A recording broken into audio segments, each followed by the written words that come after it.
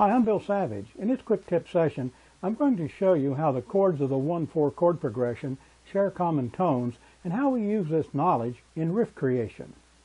This session is in the key of E major, and I'll be working with the tonic chord E and the subdominant chord A. With the exception of two notes, the same chord scale pattern comprised of the triad and riff tones of the tonic and subdominant chord may be played over both chords. These patterns are based upon the chord scale, a concept explained in session 4. Now let's look at the E chord scale notes.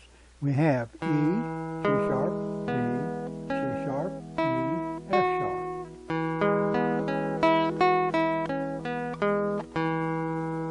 Now those notes always work when played over an E chord. Now let's look at the A chord scale tones. A, B, C sharp, E, F sharp. Now those notes will always sound good over an A chord. These two scales share common tones. However, each scale contains one note that cannot be played over the other chord. I call this the 3-1 scale. The third of the tonic chord, G sharp, cannot be played over the A scale. The root note of the A scale, the note A, cannot be played over the E chord. Now let's see how this works in applied application. First, let's review the notes of the E chord scale in the first position. We have E, F sharp, G sharp, B, C sharp, E, F sharp, G sharp.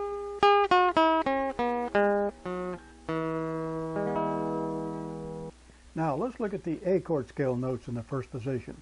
We'll start with E, F sharp, A, B, C sharp, E, F sharp, A.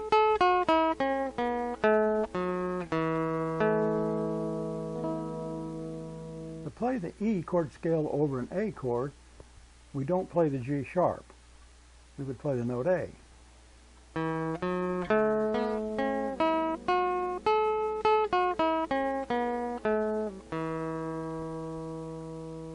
To play the A chord scale over a G chord, we would not use the A note, we would play G sharp.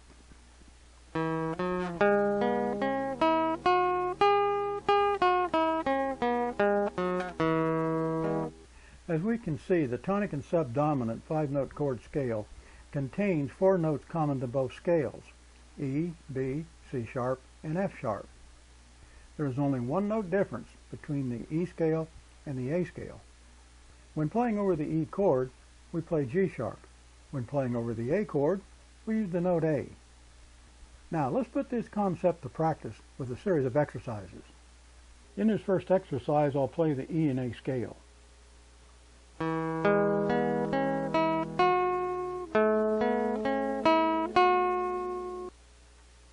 This exercise is based upon the 4 common tones. For the E chord, I begin on G sharp, and for the A chord, I simply begin on the A note.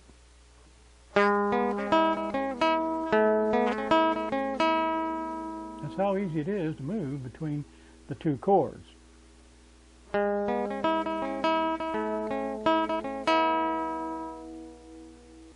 In this exercise, I play a double B note. I begin with the B note on the 3rd string 4th fret and then play the open B.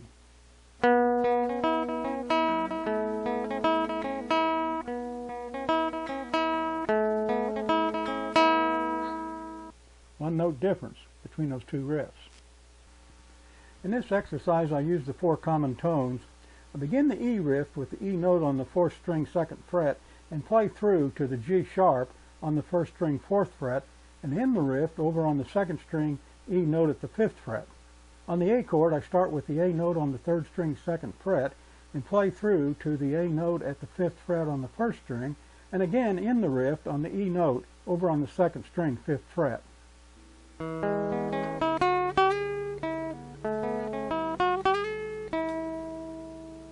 On this exercise, I begin the E chord riff with the G sharp on the 1st string 4th fret. On the A chord, I move up 1 fret to the A note on the 1st string 5th fret.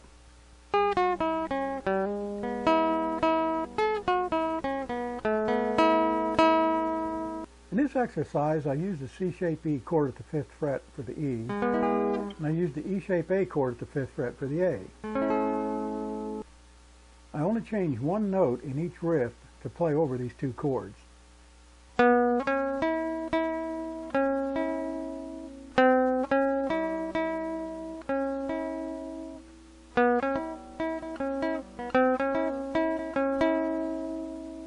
this exercise, I use the C-shape E chord at the 5th fret, and I use the E-shape A chord at the 5th fret.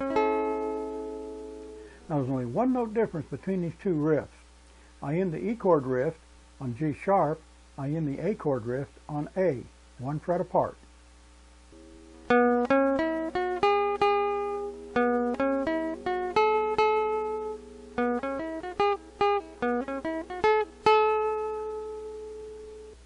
In this exercise, I move up the fingerboard.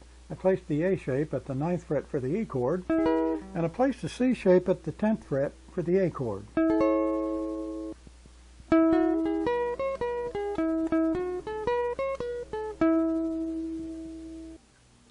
That concludes this quick tip session. For the visual guitarist, I'm Bill Savidge.